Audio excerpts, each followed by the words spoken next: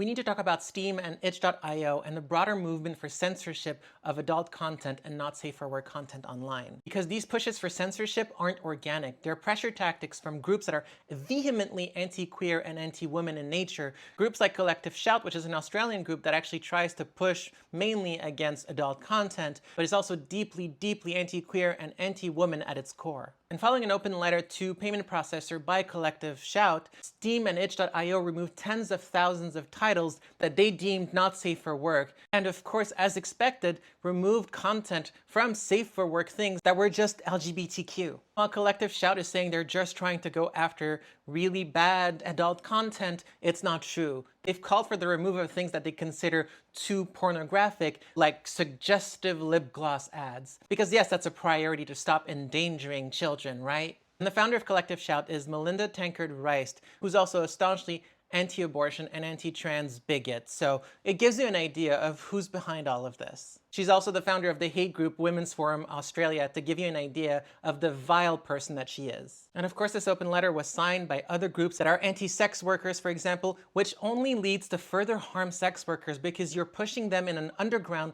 where it's more unsafe. There are conversations to be had about the type of content that is being put out there, about how sex work is being done, but it's about regulation and legalization over trying to ban it. And the same for content online. There's a discussion to be had about what is deemed appropriate, even in adult content, because we don't want to glorify violence against minorities, violence against women online.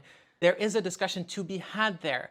But outright banning things that are considered adult content and affecting all queer content in the process is just censorship, and it's vile, and it won't lead to anything productive. Now, the pressure is being felt by these payment processors, and I urge everyone to put pressure on these payment processors. Call Visa, call MasterCard, call all of them, and make sure to voice that you are not okay with them trying to restrict content that is okay for us to consume online. That is something that we can talk about regulations at a governmental level, but it is not up to private individuals like Melinda, who just wants to remove all queer content and make sex work even more dangerous for people. Because these efforts just stifle free speech and further marginalizes minorities like queer people and also women who are trying to make a living off of developing video games and online content.